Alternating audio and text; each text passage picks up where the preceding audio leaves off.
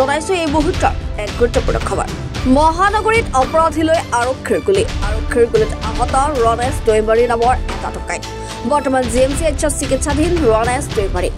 drugs আসক্ত ৰণেশ দৈমাৰী পূৰ্বেও বহুবাৰ হৈছিল গ্ৰেপ্তাৰ ডিঙিত ডেগাৰ লগাই চেইন বেগ কাঢ়ি নিয়াৰ অভিযোগ ৰণেশৰ বিৰুদ্ধে পুনৰবাৰ জনাইছো যে মহানগৰীত অপৰাধীলৈ আৰক্ষীৰ গুলীচালনা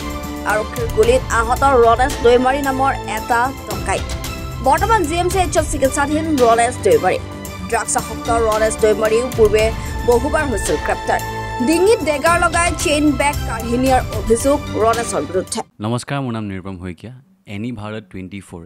এটা নতুন অনুষ্ঠান লৈ আহি আছে জুবিনৰ গানে কি আনে তাৰ অডিশ্যনসমূহ অসমৰ প্ৰত্যেকটো ডিষ্ট্ৰিক্টত হ'ব আৰু এটা ৰিয়েলিটি শ্ব' হয় আপোনালোকে দিয়া ফোন নম্বৰ যোগাযোগ কৰিব পাৰে আৰু আপোনালোকৰ ওচৰলৈ এনেও গৈ আছে তেওঁলোক আৰু আশাবাদী যে আপোনালোকে এই অনুষ্ঠানটোত ভাগ ল'ব আৰু আশা থাকিল যে আমি খুব সুন্দৰ গায়ক দেখিবলৈ পাম ধন্যবাদ